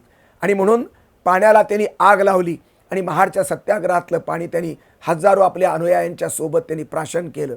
जगाच्या इतिहासामध्ये अशा प्रकारची क्रांतिकारक घटना अत्यंत दुर्मिळ आहे. बाबासाहेबांचं कर्तृत्व हे बुद्धिवादावर उभारलेलं आहे. समतानिष्ठ आणि मानवतानिष्ठ विचारांच्या अधिष्ठानावर बाबासाहेब उभे आहेत. आणि म्हणून तर पाण्यावरती सर्वांचा नैसर्गिक हक्क असल्याची भूमिका बॅरिस्टर बाबासाहेब मांडू पाहत आहेत. या सत्याग्रहामध्ये केवळ दलित नाही आहेत, अनेक सवर्ण माणसंसुद्धा बाबासाहेबांच्या सोबत आहेत. नंतरच्या पुन्हा मार्च महिन्याच्या 25 तारखेला 26 तारखेला पुन्हा सत्याग्रह झाला आणि या सत्याग्रहाच्या भूमिकेमध्ये महाडला मनुस्मृती दहनाचा कार्यक्रम झाला आहे. बाबासाहेबांनी ग्रंथप्रेमी बाबासाहेब, शिक्षणप्रेमी बाबासाहेब, पण बाबासाहेबांच्या विचारामध्ये विषमतेचा विरोध त्यांनी करण्याचा संकल्प केलेला आहे. ती विषमता माणसाचं माणूस पण जाळते, माणसात भिंती निर्माण करते. कुत्र्या मांजराला पुरणपोळी आणि दुधाच्या संबंध चांदीच्या वाटेमध्ये दूध पाजणारी हिंदू संस्कृती हाडामासाच्या माणसाला मात्र गावापासून दूर ठेवते. त्यांना मेलेल्या संबंध जनावराचं मांस खायला बाध्य ठरवते. त्यांना भाकरी नाकारते, माणूस पण नाकारते, ज्ञान नाकारते. गावाचे वेशीचे दरवाजे नाकारले जातात आणि उष्ट्या अन्नावरती आणि मेलेल्या जनावरांच्या मांसावरती संबंध पिढ्यानपिढ्या जगण्याची सक्ती करणारा धर्म, हा धर्म कसा असू शकेल?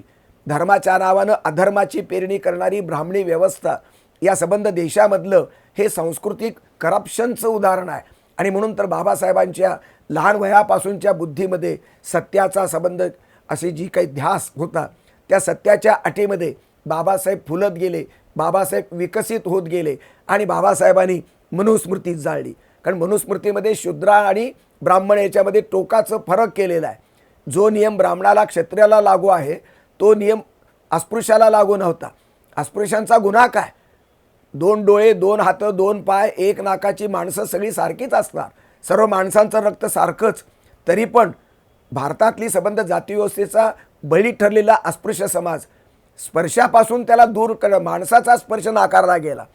बैलाचा स्पर्श, घोड्याचा स्पर्श मात्र पवित्र मानला, गायीचा स्पर्श पवित्र मानला गेला आणि हाडामासाच्या माणसाचा स्पर्श मात्र विटाळामध्ये रूपांतरित केला.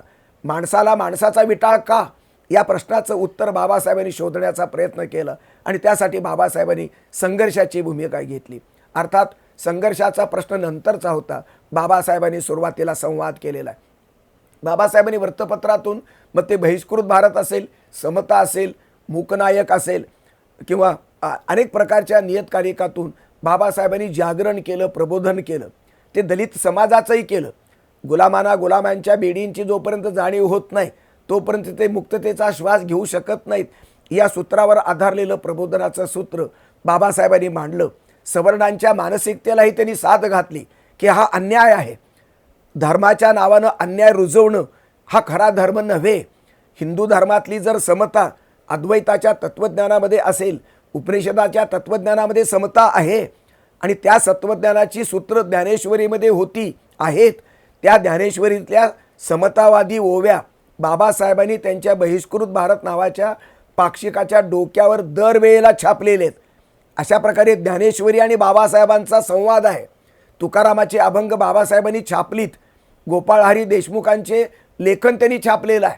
जे बाबासाहेब ब्राह्मणी व्यवस्थेचा विरोधक आहेत. बाबासाहेब प्रत्येक ब्राह्मणाचा किंवा प्रत्येक व्यक्तीचा विरोध त्यांनी केलेला नाही. जाती व्यवस्थेचा विरोध हे आवश्यक आहे. आज तुम्हाला आम्हाला सुद्धा तो विचार पटतो आहे आणि म्हणून बाबासाहेबांचं मोठेपण त्या ठिकाणी आहे की त्यांनी माणूसपणाचा हक्क, नैसर्गिक हक्क सिद्ध करण्यासाठी हयात संघर्ष केलेले अशा प्रकारचा हा महामाणूस आहे. आणि सुरुवात त्यांनी दलित मुक्तीपासून केली. पण बाबासाहेब केवळ दलितांचे नेते राहिले का? मुळीच नाही. दलितांच्या मुक्तीपासून सुरुवात केलेले बाबासाहेब बहिष्कृत हितकारणी सभा त्यांनी सुरुवातीला स्थापन केली. बहिष्कृत भारत नावाचं त्यांनी पेपर काढलं. त्यापूर्वी सायमन कमिशनला त्यांनी निवेदन दिलेलं आहे. अस्पृश्यांच्या गराणं मांडलं आणि त्यानंतर बाबासाहेबांनी 1932च्या सुमारास त्या गोलमेज परिषदेत 30-32ला गांधींच्या सोबत त्यांनी गोलमेज परिषद अटेंड केली आणि ब्रिटिश राज्यकर्त्यांना भारतीय अस्पृश्यांचं वेदनेचं गाराणं त्यांनी संबंध जगाच्या समोर आणलं. याच वेळेला पुणे करार झाला आणि गांधी आणि बाबासाहेबांचा संघर्ष त्या ठिकाणी आपल्याला दिसून येतो. या काळामध्ये गांधींचा विरोध केल्यामुळं, पण गांधींचा व्यक्तीचा विरोध नाही आहे. बाबासाहेब ज्या दलितांचं प्रतिनिधित्व करत होते, नेतृत्व करत होते, तो दलित समाज सर्व अर्थानं हा अत्यंत दुर्लक्षित आणि उपेक्षित होता आणि त्यांची वेदना बाबासाहेबांनी जन्मजात वेदना भोगलेली आहे. गांधी सवर्ण असल्यामुळं दलितांच्या वेदनेचं जे दुःख आहे ते जेवढ्या प्रमाणात बाबासाहेबांना कळतं, कारण ते भोगलेपणातून येतं, गांधींचं दुःख हे सहानुभवातून येतं, तेही महत्त्वाचं आहे, हेही महत्त्वाचं आहे. तरीसुद्धा बाबासाहेबांची माणूसपणाची भूमिका ही अत्यंत शास्त्रीय स्वरूपाची आहे आणि महात्मा गांधींची अस्पृश्यता निवारणाची भूमिका ही भूतदयावादाच्या अधिष्ठानावरती उभी आहे. एक शास्त्रीय भूमिका आहे, दुसरी भूतदयावादाची भूमिका आहे. माझं मत मी बाबासाहेबांच्या कैवारामध्ये आणि समर्थनामध्ये मी या ठिकाणी नोंदतो आहे.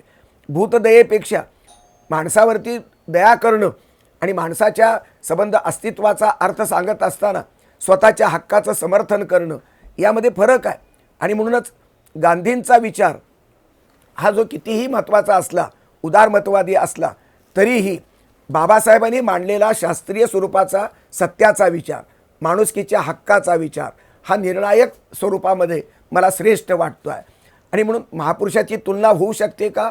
होऊ शकते. करावी का? जरूर करावी. पण गांधी आणि आंबेडकरांच्या संघर्षामध्ये गांधींच्या भक्तांनी, काँग्रेसने बाबासाहेब आंबेडकरांना त्यावेळेस राष्ट्रद्रोही ठरवलेला आहे आणि हा राष्ट्रद्रोही ठरवण्याचा प्रकार जो आहे तो अमानुष आहे. बाबासाहेब खरंच राष्ट्रद्रोही होते का? नाही. याचं कारण दलितांच्या मुक्तीच्या अटीमध्ये बाबासाहेब आंबेडकरांना भारताचं स्वातंत्र्य हे अपेक्षित आहे. भारताच्या स्वातंत्र्याच्या चळवळीमध्ये काँग्रेसच्या आश्रयाला बाबासाहेब गेले नाहीत. बाबासाहेब गांधीवादी होऊ शकत नाहीत, कारण दलित मुक्तीचा प्रश्न बाबासाहेबांच्या अजेंड्यावरती पहिल्या क्रमांकाचा आहे आणि गांधींच्या अजेंड्यावरती दलित मुक्तीचा प्रश्न 9व्या क्रमांकाच्यावरती आहे. गांधींना पहिल्यांदा भारताचं स्वातंत्र्य पाहिजे, नंतर मग अस्पृश्यता निवारण आहे. बाबासाहेबांना स्वातंत्र्यही पाहिजे आहे आणि अस्पृश्यतेचा संबंध धिक्कार करून त्यांना मानवमुक्तीही त्या ठिकाणी पाहिजे आहे. आणि म्हणून या दोन महापुरुषांचा जो संघर्ष झालेला आहे तो संघर्षही महत्त्वाचा जरूर असला तरी महात्मा गांधी दलितांचे शत्रू नव्हते. महात्मा गांधी बाबासाहेब आंबेडकरांचे शत्रू नाहीत. ते मतभेद आहेत विचाराचे आणि हे मतभेद कुठल्या अत्यंत क्षुल्लक आणि साध्या पातळीवरचे नाही, अशा प्रकारचे नाही, तात्विक मतभेद आहेत. म्हणून बाबासाहेब आंबेडकरांच्या भक्तांनी आणि गांधींच्या भक्तांनी त्यांच्या मृत्यूनंतर एकमेकाच्या उरावर बसून किंवा एकमेकाच्या विरोधामध्ये आग पेटून बाबासाहेबांचा भारत वेगळा आणि गांधींचा भारत वेगळा अशा प्रकारची विषाची पेरणी करणं हे भारताला परवडणारं नाही. भारताची एकसंगता गांधीतल्या महात्म्याला पाहिजे आणि बाबासाहेब आंबेडकरातल्या महापुरुषाला पाहिजे. बाबासाहेबांनी जे संविधान भारताला दिलं त्या संविधानाच्या निर्मिती प्रक्रियेमध्ये अत्यंत निर्णायक सिंहाचा वाटा बाबासाहेबांचा, त्यांच्या कष्टाचा आहे. 2 वर्ष 11 महिने 18 दिवसपर्यंत बाबासाहेबांनी कष्ट घेतले. त्यामध्ये 15 महिला, 299 लोकांची सभासद ही समिती आहे, घटना समिती. त्यामध्ये 15 महिलांचं योगदान आहे, अनेकांचं योगदान आहे. ते योगदान प्रामाणिकपणानं बाबासाहेबांनी गौरविलेलं आहे. तरीही बाबासाहेबांनी लिहिलेली घटना ही आजपर्यंत भारताच्या एकसंगतेला कारण ठरलेली आहे. भारताची संबंध वाटचाल याच संविधानाच्या अधिष्ठानावरती उभी आहे आणि म्हणूनच बाबासाहेबांचं ऐतिहासिक योगदान संविधानामध्ये आपल्याला अनुभवता येतं. मसुदा समितीचं अध्यक्षपद बाबासाहेबांना जे दिलं गेलं ते काँग्रेसच्या निमंत्रणातून दिलेलं आहे. माझ्या माहितीप्रमाणे बाबासाहेबांना घटना समितीवर निवडून आणण्यासाठी गांधी प्रणित काँग्रेसनी प्रयत्न केले. काँग्रेसच्या एका माणसाला राजीनामा द्यायला लावला, कारण पंजाब प्रांत पाकिस्तानमध्ये गेला. बाबासाहेब तिथून सुरुवातीला निवडले होते, नंतर ते निवडून आले ते इकडल्या महाराष्ट्रातून आणि या संबंध निवड प्रक्रियेमध्ये काँग्रेसचा सहभाग आहे. जे ज्या बाबासाहेबांना राष्ट्रद्रोही म्हणणारी जी काँग्रेस होती त्याच काँग्रेसनं सन्मानानं बाबासाहेबांना घटना समितीचं अध्यक्षपद देऊ केलं आणि संबंध देशाच्या भल्यासाठी, दलितासह सर्व माणसाच्या मुक्तीसाठी बाबासाहेबांच्या विद्वत्तेनं ते स्वीकारलं. कारण बाबासाहेब देशभक्त होते. बाबासाहेब केवळ बॅरिस्टर नाहीत, हा देशभक्त बॅरिस्टर असा माणूस आहे. आणि कारण जिनाच्या पावलावर जर पाऊल टाकलं असतं, जर 15 कोटीच्या मुसलमानांच्या बळावरती जर वेगळं पाकिस्तान होतं तर 7 कोटी दलितांच्या पातळीवरती वेगळं दलिस्तान होऊ शकलं असतं. परंतु बाबासाहेबांनी ती फुटीरतेची वाट, मायभूमीचे तुकडे पाडण्याचं पाप बाबासाहेब कधी केलेलं नाही आणि म्हणून बाबासाहेबांनी घटना समितीचं अध्यक्षपद स्वीकारलं. काँग्रेसच्या पहिल्या मंत्रिमंडळामध्ये विद्वान लोक प्रचंड होते. बाबासाहेब काँग्रेसवाले नव्हते, तरीही काँग्रेसनं उदार भूमिकेतून गांधींच्या सांगण्यावरून, सूचनेवरून बाबासाहेबांना मंत्रिमंडळामध्ये पहिल्या मंत्रिमंडळात स्थान दिलं आणि बाबासाहेबांनी ते निमंत्रण स्वीकारलं. यामध्ये बाबासाहेबांची देशभक्ती सिद्ध होते, बाबासाहेबांची विद्वत्ता सिद्ध होते आणि संवाद करण्याची भूमिका बाबासाहेबांच्या भूमिकेत आपल्याला दिसते. म्हणून बाबासाहेबांचा भारत आणि गांधींचा भारत वेगळा नव्हता आणि नाही. आधुनिक काळामध्ये बाबासाहेबांची जयंती साजरी करत असताना जातीची आणि धर्माची संबंधाची अस्मिता पेटून भारताचा नकाशा जाळण्याचं पाप जर कोणी करत असेल तर ते महापुरुषांचे मारेकरी आहेत आणि या देशाचेही ते मारेकरी ठरतात. आणि म्हणून महापुरुषांच्या पुण्याईच्या बेरजेमध्ये या देशाचं भलं आहे. गांधी आंबेडकरांची वजाबाकी न करता त्यांची बेरीज करण्यामध्ये शहाणपणाचा भाग आहे. ती खरी देशभक्ती आहे. त्या जुन्या भांडणाला, जुन्या संघर्षाला पुन्हा हवा देऊन दोघांचा वेगवेगळ्या अशा प्रकारची विषाची पेरणी करून वेगळ्या प्रकारची मांडणी करणं हे भारताच्या एकसंगतेला, सार्वभौमत्वाला हे पटणारं किंवा हे परवडणारं अशा प्रकारचं नाही. बाबासाहेबांच्या आयुष्यामध्ये गोलमेज परिषदेनंतर स्वतंत्र मजूर पक्षाची त्यांनी स्थापना केलेली आहे. बाबासाहेब दलित मुक्तीच्या ध्येयवादातून संबंध कामगार मुक्तीच्या आणि जमिनीच्या संबंध राष्ट्रीयकरणापर्यंत बाबासाहेब पोचतात. बाबासाहेब समाजवादी विचाराचे आहेत. त्यांचा राज्य समाजवाद हा एकीकडे लोहियांच्या समाजवादाशी नातं सांगतो, दुसरीकडे विवेकानंदांच्या वेदांती समाजवादाशी तो नातं सांगतोय. आणि म्हणून समाजवादाची जी मूल अशा प्रकारची धारणा आहे किंवा जी ध्येय धोरणं आहेत, या ध्येय धोरणांचा संबंध पेरणी संविधानाच्या पानापानावर मला दिसते आहे. बाबासाहेब सेक्युलर आहेत आणि बाबासाहेब समाजवादी आहेत. हे दोन संदर्भ बाबासाहेबांच्या व्यक्तिमत्वाला व्यापक अशा प्रकारचं मानवतावादी रूप देऊ शकतात. आणि म्हणून धर्माच्या पातळीवरती धर्म माणसाला आवश्यक आहे, पण हिंदू धर्म आणि त्याच्यातली विषमता ही संबंध भारतातल्या आणि एकूण दलित समाजाला अत्यंत हानिकारक ठरल्याचा अनुभव बाबासाहेबांनी घेतला. 33 कोटी देवापैकी एकही देव 7 कोटी दलितांच्या एकाही दलितांच्या डोळ्यातलं पाणी पुसायला तयार नाही. पिढ्यानपिढ्या अश्रू पिऊन जर जगणारी माणसं, अगदी भुकेली अशा प्रकारची माणसं, कपड्याला नवे कपडे घालायला बंदी, गावामध्ये वेसबंदी, ज्ञानाची बंदी, माणूसपणाची बंदी, या सर्व, आणि विटाळ गळ्यामध्ये मडकं बांधून मग गावामध्ये प्रवेश करायचा, थुंकायचं बंधन, सावलीचे संबंध विटाळाचा अशा प्रकारचा आरोप, ही अत्यंत दूषित, म्हणजे मित्र म्हणेन की कुत्र्या मांजरावर प्रेम करणारी हिंदू संस्कृती, बैलपोळ्याला पूर्णाची पोळी खाऊन त्याची पूजा करणारी संस्कृती, हाडा मासाच्या माणसाला तिनं गावाच्या बाहेर का ठेवलं, उन्हातानात का ठेवलं, संबंध ऊन वाऱ्यामध्ये ही माणसं जगत राहिली, पिढ्यानपिढ्या जगतली. आणि म्हणून गुलामीतून मुक्त करण्याचा संकल्प बाबासाहेबांच्या आयुष्यातला नांदीचा संदर्भ आहे. आणि या संदर्भात मग ते स्वतंत्र मजूर पक्षापर्यंत गेले आणि संबंध राष्ट्रीयकरण जमिनीचं व्हावं इथपर्यंत त्यांची मजल गेली. कामगारांचे तास जे 12 तासाचं काम होतं ते 8 तासावर बाबासाहेबांच्या प्रयत्नातून आलेलं आहे. म्हणजे केवळ बाबासाहेब दलितांचे नाहीत, बाबासाहेब कामगारांचे पण आहेत, बाबासाहेब शेतकऱ्यांचे कैवारी सुद्धा आहेत. आणि बाबासाहेबांनी 1938ला मुंबईला 1 लाख शेतकऱ्यांचा मोर्चा काढला आहे. त्यामध्ये केवळ दलित नाही आहेत, सवर्णाची प्रचंड मोठी माणसं आहेत. अनंत चित्रेसारखा माणूस बाबासाहेबांच्या सोबतीला त्या ठिकाणी आहे. आणि शेतकऱ्यांचा कैवार घेऊन संबंध कोकणातल्या खोतीचा विरोध करणारे बाबासाहेब आणि महार वतनाची संबंध जी काही बीडी आहे ती तोडून महाराष्ट्र आता वतनमुक्त व्हावं आणि अशा प्रकारची गावकी सोडून देऊन स्वाभिमानानं जगावं, अशा प्रकारच्या परंपरेच्या कोंड्या फोडून बाबासाहेबांनी सर्व स्तरातल्या सर्व माणसांच्या स्वातंत्र्याचा पुरस्कार केला.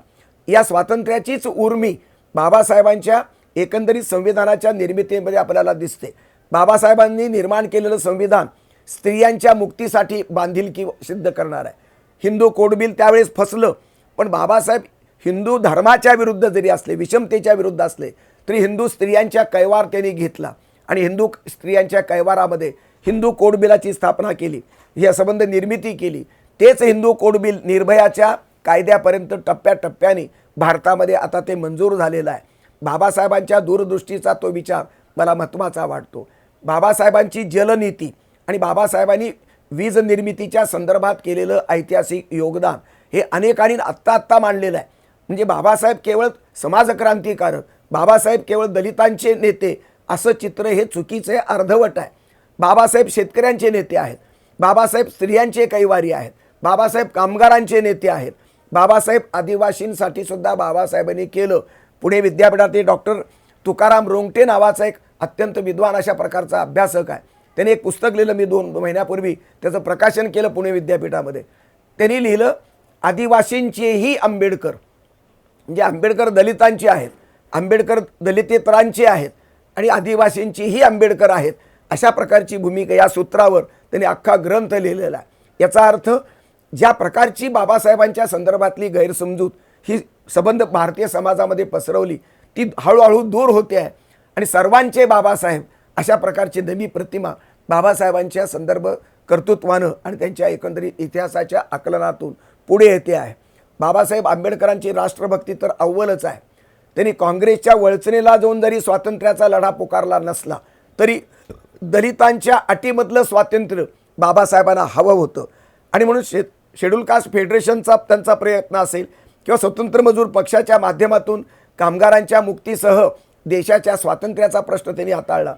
परराष्ट्र धोरणाच्या बाबतीमध्येही बाबासाहेब अत्यंत टची आहेत. हिंदू मुसलमानांच्या संदर्भातली त्यांची मांडणी एक वेगळेपण सिद्ध करते आहे.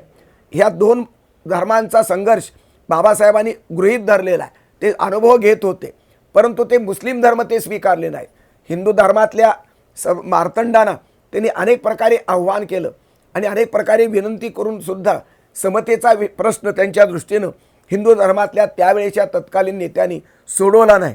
सावरकरासारखा हिंदुत्ववादी नेता हा विज्ञानिष्ठ माणूस असला आणि अस्पृश्यता निवारणाच्या संदर्भात पतीन पावनसारखं मंदिर त्यांनी रत्नागिरीला बांधलं तरीसुद्धा हिंदूंची संख्या बळ वाढावं या दृष्टिकोनातून ते अस्पृश्यता निवारणाकडे पाहत होते. बाबासाहेबांची भूमिका ही मूलभूत नैसर्गिक हक्काची आहे आणि म्हणून हिंदू समाजानं न्याय दिला नाही, मंदिर प्रवेश नाकारला, पाण्याच्या संदर्भातल्या गावागावातले पाणवटे मोकळे होऊ शकले नाहीत. या पातळीवरती निराश झालेल्या आंबेडकरांनी कुठल्याही प्रकारची आशेचा किरण बाजूला दिसत नसताना 1935ला येवल्याला त्यांनी घोषणा केली की मी हिंदू धर्मात जन्मलो तरी हिंदू धर्मात मी मरणार नाही. हे स्वाभाविक होतं. कुठल्याही स्वाभिमानी माणसाला तुम्ही आम्ही जरी अशा प्रकारच्या कनिष्ठ जातीत जन्माला आलो असतो आणि अशा प्रकारचा छळवाद आपल्या आईबापापासून पिढ्यानपिढ्या जर चालू असता तर आपण हे सहन करू शकलो नसतो. पण जगाच्या इतिहासामधलं बाबासाहेब आंबेडकरांचं हे पर्व महात्मा फुल्यांच्या पर्वानंतर अत्यंत अर्थपूर्ण अशा प्रकारचं पर्व आहे आणि म्हणून त्यांनी घोषणा केली की हिंदू धर्मात मी आता मरणार नाही. 20-21 वर्ष त्यांनी वाट पाहिली हिंदू धर्मातल्या समतेच्या वादक सुधारणाची, पण त्या सुधारणा होऊ शकल्या नाहीत. बाबासाहेबांच्या समतेच्या मागणीचा विचार हिंदू धर्मातल्या कुठल्याही धोरणानं केला नाही आणि म्हणून मग मरण्यापूर्वी 2-3 महिने अगोदर अभ्यासपूर्वक बाबासाहेब आंबेडकरांनी बौद्ध धम्म जो मातीतला भारताच्या तो स्वीकारला. माणसाला मानवतावादी अशा प्रकारच्या भूमिकेतून गोंजारणारा, त्यांना पोटात घेणारा आणि समतेची आणि मानवतेची सूत्र माणसाच्या समाजात पेरणारा प्राचीन काळातला बुद्ध धम्म त्यांना जवळचा वाटला. बाबासाहेब बुद्धिवादी होते आणि बुद्धिवादाची संबंध पूर्तता करणारा बुद्ध धम्म असल्या कारणानं बाबासाहेब धम्मापर्यंत शरण गेलेले आहेत. महात्मा फुले बाबासाहेबांचे गुरु आहेत, कबीर हे त्यांचे गुरु आहेत, पण गुरु मानून सुद्धा महात्मा फुल्यांचा सार्वजनिक सत्यधर्म बाबासाहेब आंबेडकरांनी स्वीकारलेला नाही. याची कारणमीमांसा तपासताना फार वेगळी उत्तरं मिळत आहेत. गुरु महात्मा फुले आहेत. महात्मा फुले वेदप्रामाण्य झुगारतात, वैदिक आणि ब्राह्मणशाही नाकारतात, पण महात्मा फुले निर्मिक संकल्पना मांडतात आणि निर्मिकामध्ये ईश्वर संकल्पनेचं अस्तित्व आहे. जरी तो निर्मिक हिंदूसारखा पारंपरिक स्वरूपाचा अंधश्रद्धाळू जरी नसला तरी तो अशास्त्रीयच असल्याची भावना आणि भूमिका ही बाबासाहेबांची झाली असली पाहिजे. आणि म्हणून संबंध दलितांना एक धर्माचं दान करत असताना, धर्म देत असताना कोणता धर्म द्यावा या बाबतीमध्ये विचार करताना इतिहासामध्ये असलेला महात्मा फुल्यांचा सार्वजनिक सत्यधर्म बाबासाहेबांनी स्वीकारला नाही. याचं कारण जो निर्मिक महात्मा फुल्यांनी स्वीकारला तो देवाच्या सर्कलमधला वर्तुळातल्या संकल्पनेचाच तो भाग होता आणि एकही देव दलितांच्या वाट्याला जर सुखासाठी येत नसेल, दुःखमुक्तीसाठी एकही देव एक पाऊले पुढे टाकत नसेल, डोळ्यातले पाणी पुसत नसेल, अंतःकरणातली वेदना शमवत नसेल, हिंदू समाजाला तो सुधारणेचा सद्विचार देत नसेल, तर मग त्या देव या संकल्पनेमध्ये बाबासाहेबांची संबंध तिथे जाणं रमणं हे शक्य नव्हतं. म्हणून बाबासाहेबांच्या बुद्धिवादाला देव ही संकल्पना उपकारक आणि उपयुक्त वाटलेली नाही आणि म्हणून धर्मसंकल्पना आवश्यक आहे, पण देवसंकल्पना ही आवश्यक नाही, किंबहुना ती विरोधी आहे. म्हणून बाबासाहेबांनी महात्मा फुल्यांच्या सार्वजनिक सत्यधर्माला बाजूला सारून वळसा घालून बाबासाहेब बुद्धिवादी बुद्धापर्यंत शरण गेलेले आहेत. बुद्ध हा समतावादी आहे, करुणावादी आहे, अहिंसावादी आहे आणि म्हणून बाबासाहेबांची संबंध भूमिका ही बुद्धवादी आहे. हा बुद्ध धम्माचा विचार हा धर्मव्यवस्थेमध्ये अत्यंत शुद्ध, सगळे धर्म ईश्वरवादी आहेत फक्त बुद्ध धम्म हा मानववादी आहे. हा फरक बाबासाहेबांनी अधोरेखित केलेला आहे. माणसाच्या जगामध्ये माणूसच केंद्र असलं पाहिजे. माणसाच्या मेंदूमध्ये आणि जीवनामध्ये ईश्वराचं केंद्र नको. कारण माणूस दिसतो, अनुभवता येतो, त्याला बोलता येतं, त्याला चालता येतं, माणूस समजून घेता येतो, माणूस समजावून सांगता येतो. देवाला भेटणार कोण, देव असणार कुठे, देवाच्या अस्तित्वाबद्दल संशय आहे. आणि म्हणून अशा प्रकारची अशास्त्रीय संकल्पना बाबासाहेबांनी बाजूला सारली आणि बौद्ध धम्म स्वीकारला. मग बौद्ध धम्माचं पंचशील असेल, अष्टांगिक मार्ग असतील, त्रिशरण असेल, संघाला शरण जाणं, धम्माला शरण जाणं, बुद्धाला शरण जाण्याची संकल्पना ही मांगल्याच्या अटीमध्ये आहे. व्यभिचार नको, खोटं बोलणं नको, दगाबाजी नको, दारू पिणं नको, अशा प्रकारची नैतिक संकल्पना ही इतर धर्मापणे बौद्ध धर्मात सुद्धा आहे. पण प्रामुख्यानं बौद्ध धर्माचा केंद्रबिंदू हा माणसाचा आहे. आणि बाबासाहेब पूर्णपणे मानववादी आहेत. हा बाबासाहेबांचा मानवतावाद सर्व धर्मातल्या मानवतावादाशी संवाद साधतो. पण सर्व धर्मामध्ये जे कर्मकांड आहे ते कर्मकांड बुद्ध धम्मात अपेक्षित नव्हतं आणि नाही. आणि म्हणून महायान आणि हिनायान हे दोन पंथ बुद्ध परंपरेत असताना हे बाजूला सारून बाबासाहेबांनी नवायान अशा प्रकारची नवीन भूमिका बौद्ध धम्माच्या इतिहासामध्ये पहिल्यांदा 1956ला त्यांनी ही रुजवात केली, ही अधोरेखित केली. आणि बाबासाहेबांचं हे नवायान पारंपरिक बुद्धिस्टांनाही ते पचलेलं नव्हतं.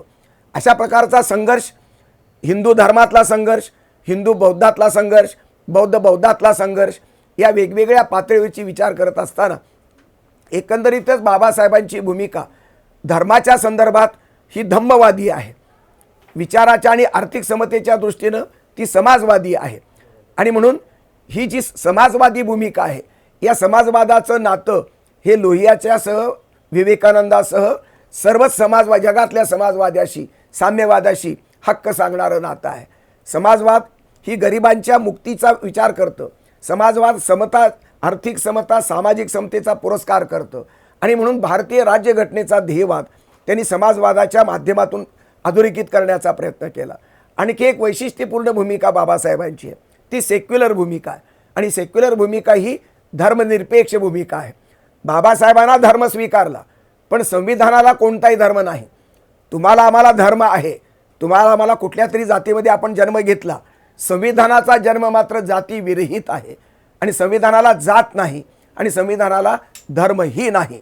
आणि म्हणूनच धर्मातीत संविधान हे धार्मिक समाजाला बाबासाहेबांनी दिलं. आता संविधानाला धर्म नाही आणि समाजाला धर्म आहे, अशा प्रकारच्या संविधान आणि समाजाच्या मध्ये एक भिंत उभी आहे. ही भिंत दूर केल्याशिवाय म्हणजे संविधान सुसंगत समाज निर्माण करायचा असेल तर धर्माची आडकाठी आपल्याला थोडी बाजूला सारावी लागेल. धर्म व्यक्तिगत जीवनामध्ये आपल्याला खाजगी ठेवावा लागेल. त्याचं सार्वजनिक वर्चस्व, त्याचं सार्वजनिक काय म्हणतात स्तोम हे आपल्याला नको आहे. आणि म्हणून धर्माच्या संबंध भिंती ओलांडून आपल्याला संविधानापर्यंत पोहोचणं आवश्यक आहे. आणि म्हणून एक नवीन अशा प्रकारचा डायलेमा, नवीन अशा प्रकारचा प्रश्न, एक द्वंद्व, गुंता भारतीय समाज जीवनामध्ये निर्माण झाला आहे की धर्मामध्ये जन्म घेतल्यानंतर त्या धर्माची अस्मिता त्या माणसाच्या मेंदूमध्ये निर्माण होते. आणि मग बौद्ध धर्माची अस्मिता, हिंदू धर्माची अस्मिता, मुस्लिमांची अस्मिता, या सर्व अस्मितांची सोय कशी लावायची, एकत्र भारताच्या नकाशामध्ये राहायचं कसं, सहजीवन कसं सिद्ध करायचं. सहजीवन आणि अशा प्रकारची बहुसंस्कृती एकता ही आवश्यक आहे. त्याशिवाय भारताचं भवितव्य सुरक्षित नाही. आणि भारताचं भवितव्य सुरक्षित नसेल तर कुठल्याही धर्माचा माणूस सुरक्षित राहू शकत नाही. या देशातल्या भाकरीचे प्रश्न, गरिबीचे प्रश्न, या देशातल्या शिक्षण आरोग्याचे प्रश्न, रोजगाराचे प्रश्न आणि माणसाच्या जगण्या मरण्याचे प्रश्न सोडवण्यासाठी आपल्याला देश शांत पाहिजे आहे. जगातली शांततासुद्धा पाहिजे आहे. जगाचा नकाशा शांत पाहिजे आणि भारताचा समाज जीवनही शांत पाहिजे. पण धर्मच जर आक्रमक झाला, एक धर्म माझा धर्म श्रेष्ठ, दुसरा म्हणाला माझा धर्म श्रेष्ठ, या श्रेष्ठत्वाच्या लढाईमध्ये माणूस मरतो आहे. जगातले संबंध माणसांचा रक्तपात धर्माच्या नावानं सर्वाधिक झालेला आहे. सर्वाधिक युद्ध धर्मामुळे झालेले आहेत. आणि म्हणून खोटा धर्म आणि खरा धर्म याच्यातला विवेक आपल्याला आता जागृत करावा लागेल. खऱ्या धर्माच्या नावानं जर खोटा धर्म जर संबंध जगाच्या वरती आणि देशामध्ये जर तो धुमाकूळ करत असेल, नंगानाच करत असेल, तर त्या खोट्या धर्माला आपल्याला ओळखता आलं पाहिजे आणि खऱ्या धर्माची पूजा आपल्याला करता आली पाहिजे. शिवाय एका धर्माचं आता नागरिकत्व पुरेसं नाही. मी हिंदू आहे, पण हिंदू पुरतंच माझं जीवन आणि हिंदू पुरतीच माझी जाणीव जर मर्यादित राहिली तर मला भारतीय नागरिक मला सिद्ध करता येणार नाही, आणि भारतीय नागरिकत्व सिद्ध केल्याशिवाय भारताची एकात्मता सुरक्षित राहणार नाही. मुस्लिम माणसानं इस्लाम धर्म जरूर पाळावा, पण बाकीच्या धर्मामध्ये जे चांगुलपण आहे ते त्यांनी स्वीकारलं पाहिजे.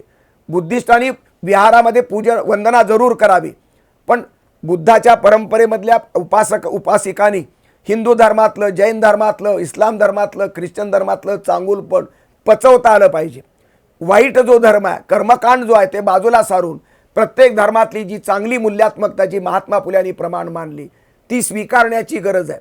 म्हणजे भारताचं नागरिकत्व आता एका धर्मापुरतं मर्यादित नाही, एका प्रांतापुरतं चौकटीमध्ये बंदिस्त करून चालणार नाही. भारतीय माणूस हा भारतीय खऱ्या अर्थानं व्हायचा असेल तर सर्व धर्माच्या चांगल्या संस्कारांची बेरीज या माणसाच्या नागरिकत्वामध्ये, माणूसपणामध्ये शिल्लक राहिली पाहिजे, ती विकसित झाली पाहिजे. आम्ही केवळ एका धर्माचे अनुयायी म्हणून आम्ही वावरतो आहोत.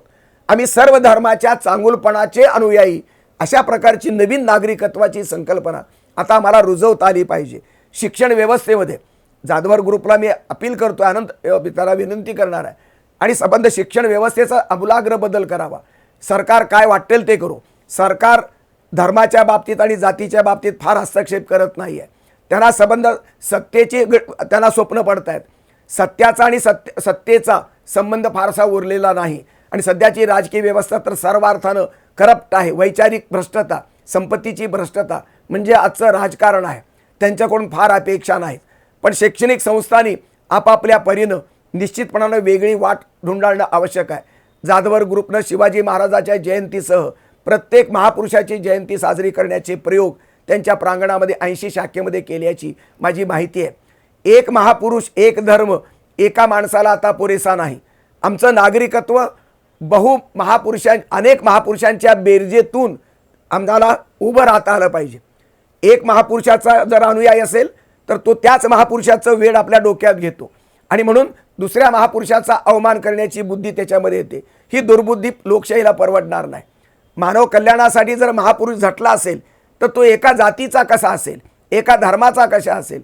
मी आपल्याला प्रामाणिकपणे सांगतो, महापुरुषाला जात नसते, महापुरुषाला धर्म नसतो, आणि अनुयायीने जर तो चिकटवला तर तो महापुरुष राहत नाही. महापुरुषाचा पराभव करण्याचा पराक्रम आजचे महापुरुषांचे अनुयायी करत असतील तर त्यांना ते अज्ञान लकलाभ असो. महापुरुष हे जातमुक्त आहेत, महापुरुष हे देशमुक्त सुद्धा आहेत. सर्व माणसांच्या कल्याणाचा वसा घेतलेले महापुरुष असतात. त्यामध्ये बाबासाहेब आहेत, त्यामध्ये गांधी आहेत, त्यामध्ये महात्मा फुले आहेत, त्यामध्ये बसवेश्वर आहेत, त्यामध्ये अण्णाभाऊ साठे आहेत, त्यामध्ये सर्व धर्म संस्थापक आहेत. आणि म्हणून महम्मद पैगंबर असेल, येशू ख्रिस्त असेल, त्यामध्ये तुमचे बसवेश्वर असतील, महावीर असेल, बुद्ध असेल, महात्मा गांधी, विवेकानंद असतील, आगरकर असतील, शिवाजी महाराज, संभाजी महाराज असतील, किंवा महात्मा फुले, बाबासाहेब आंबेडकर असतील, किंवा बिरसा मुंडा असेल. सर्व काळातल्या, सर्व धर्मातल्या, सर्व प्रवाहातल्या मानदंडांची बेरीज जर आम्ही आमच्या नव्या संस्कृतीमध्ये करू शकलो तर मग बहुसांस्कृतिक एकता आम्हाला सिद्ध करता येईल. प्रश्न आहे एकत्र कसं जगणं, हिंदू मुसलमानांचं जगणं, हिंदू दलितांचं जगणं, एकात्म कसं जीवन जगता येईल, हा तो महत्त्वाचा प्रश्न आजचा आहे. एकमेकाच्या छाताडावर बसून गळे कापणार की गळ्यात गळा घालून तुम्ही माणसाचं गीत गाणार, या दोन प्रश्नाच्या उत्तरामध्ये तुमच्या माझ्या संस्कृतीचं भवितव्य लपलेलं आहे. मला असं वाटतं की छाताडावर बसून गळे कापण्यापेक्षा आपण गळ्यात गळा घालूया. बुद्ध हेच सांगतात. बुद्धाच्या करुणेचा अर्थ तोच आहे, महावीराच्या अहिंसेचा अर्थ तोच आहे, आणि विवेकानंदांच्या वेदांती समाजवादाचा अर्थ तोच आहे. वेश भगवा आहे, पण विवेकानंदांची भूमिका ही पूर्णपणे गरिबांच्या कैवारातली आहे. ब्राह्मणशाहीच्या संबंध विषमतेवरती बोट ठेवून एवढी जहाल टीका कुठल्याही विद्रोही माणसानं केली नाही, एवढी भगव्या वेशातल्या संन्यासी विवेकानंदांनी ब्राह्मणशाहीवरती हल्ला केलेला आहे. आपण मूळ वाचा म्हणजे लक्षात येईल. बाबासाहेब आंबेडकर आणि विवेकानंद यांच्या संवादाच्या जागा तुम्हाला त्या वैचारिकतेमध्ये दिसतात.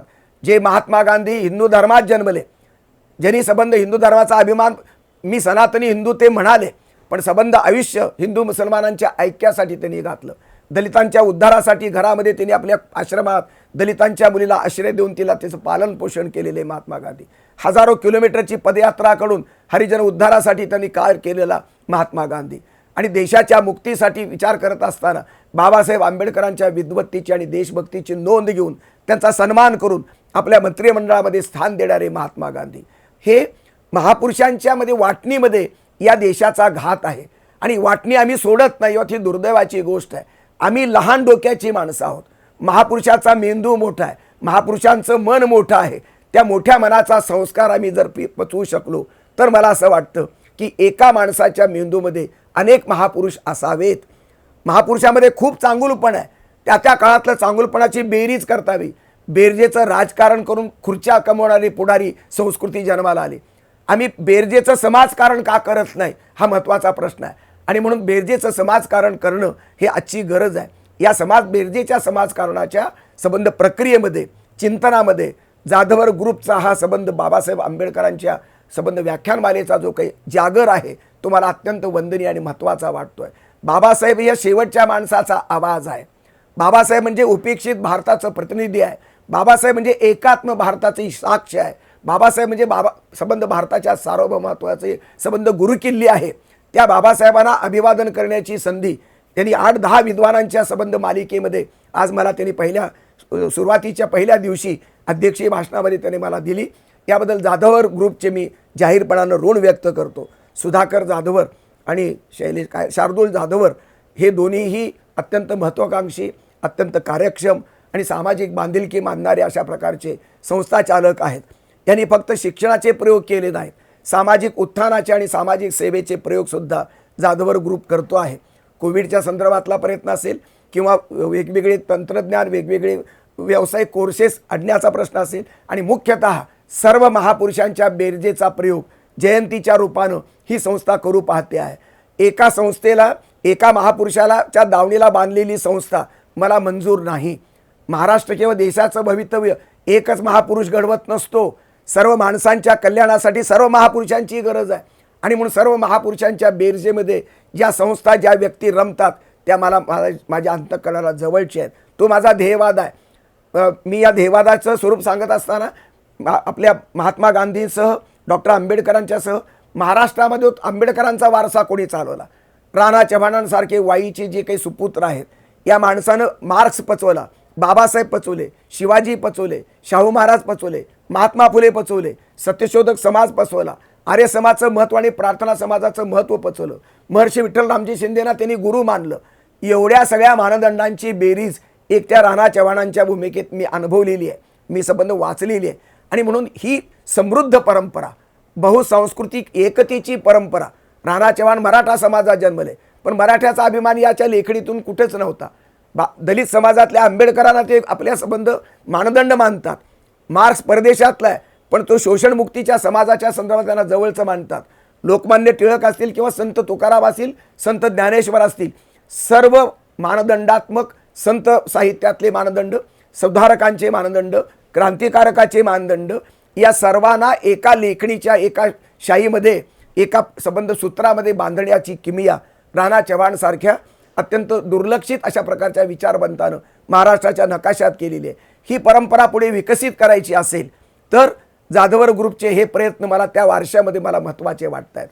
एक जातीचं जगणं हे सोपं होतं, ते पारंपरिक होतं, पण जात म्हणून सर्व जातीतल्या माणसाचं माणूसपण ग्रहण करणं आणि त्या माणूसपणाच्या बेरजेवर उभं राहणं, माणूसपणाचा झेंडा फडकवणं आणि त्या माणसाच्या संबंध विजयासाठी ध्यास पेरणं, प्रत्येक श्वास कारणी लावणं, यासारखी दुर्मिळ पवित्र घटना मला दुसरी दिसत नाही. त्यासाठी महापुरुष मला पाहिजेत, त्यासाठी बाबासाहेब पाहिजेत.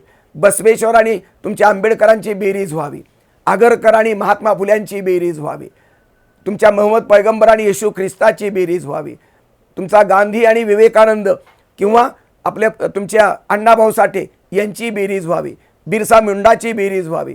एकही मानदंड बाजूला ठेवण्याचं कारण नाही, पण त्या मानदंडाला जातीच्या जानव्यामध्ये बंद करू नका. हा मानवद्रोह आहे. महापुरुषाचं माकड करणं हे संबंध अनुयायांचा संबंध पराक्रम चालू आहे. महापुरुषाला महापुरुष राहू द्यायचा असेल तर जातीचा क्लेम करू नका, धर्माचा क्लेम त्यांच्यावर करू नका. महापुरुष एका देशाचे नसतात, धर्माचे नसतात, जातीने नसतात, सर्व माणसाच्या कल्याणाचा संबंध त्यांच्या ध्यास असतो, म्हणून ते महापुरुष असतात. अशा महापुरुषाच्या परंपरेला वंदन करताना बाबासाहेब आंबेडकरांनी जी यातना भोगल्या, जी ज्ञानाची साधना केली, त्या ज्ञानसाधनेला जाधवरांची संस्था ती ज्ञानाची संबंध जो मानदंड पचवून बाबासाहेब आंबेडकरांचं ज्ञान महर्षित्व, त्यांच्या ज्ञानाचं श्रेष्ठत्व पचवून बाबासाहेब आंबेडकरांच्यासाठी 10 दिवसाची व्याख्यानमाला ते समर्पित करतायत. या संस्थेचं संबंध, हे समर्पण, ज्ञानात्मक समर्पण मी वंदनीय मानतो. त्या संस्थेला अभिवादन करताना, शुभेच्छा देताना बाबासाहेब आंबेडकरांसारखा हा शेवटच्या माणसाचा आवाज बुलंद करणारा, भारतीय स्वातंत्र्य आणि सार्वभौमत्वाचं आणि तिरंगा झेंड्याचं रक्षण करू पाहणारा बाबासाहेब आंबेडकरांची देशभक्ती, त्यांची ज्ञानभक्ती, त्यांच्या सत्यभक्ती आणि मानवभक्तीला मी अभिवादन करतो आणि सर्वांना शुभेच्छा देऊन सर्व येणाऱ्या वक्त्यांच्या संदर्भातलं स्वागत करताना, त्यांनाही शुभेच्छा देत असताना सर्व भारतीयांचं भलं व्हावं आणि विश्वशांतीचा विचार भारताच्या भूमीतून सर्वत्र रुजावा, पोचला जावा आणि सर्व जगातली 700 कोटीची मानवता सर्व अर्थान सर्व काळी सुखी संपन्न व्हावी, यासाठी मी स्वप्न या ठिकाणी पेरू पाहतो. सर्वांना शुभेच्छा. जय भारत, जय जगत.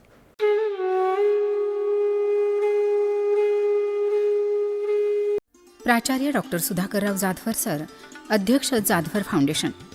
आयुष्यभर कष्ट झेलत संकटांशी मुकाबला करीत मार्गक्रमण करणारे, काट्याकुट्यांचा रस्ता तुडवीत संकटांशी 2 हात करणारे, बाहेरून काटेरी पण आतून गोड, कोणाच्याही सावलीसाठी उभी राहिल्यावर स्वतःची सावली निर्माण होत नाही, तर स्वतःची सावली निर्माण करण्यासाठी अहोरात्र झगडावे लागते, हा तरुणाईला संदेश देणारे प्राचार्य डॉक्टर सुधाकरराव जाधवर सर.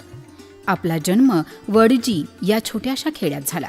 घरची अत्यंत प्रतिकूल परिस्थिती, पण परिस्थितीचा आपण कधीच बाऊ केला नाही. संकट माझ्यासाठीच का असं न म्हणता मी काट्यात वाढलेला गुलाब आहे, असा सकारात्मक दृष्टिकोन आपण ठेवलात. स्वतःची वाट शोधायची असेल तर ती अंतर्प्रेरणेतून शोधली पाहिजे, हाच विचार मनात कायम करून वाटेवरून आपण चालत राहिलात. थोरा मोठ्यांच्या चरित्रातून जीवनाचं तत्वज्ञान देखील आपण अंगीकारलं. त्यातूनच आपल्यासारखं अलौकिक व्यक्तिमत्व उदयास आलं, जे लाखो लोकांचं आशास्थान आणि श्रद्धास्थान बनलं.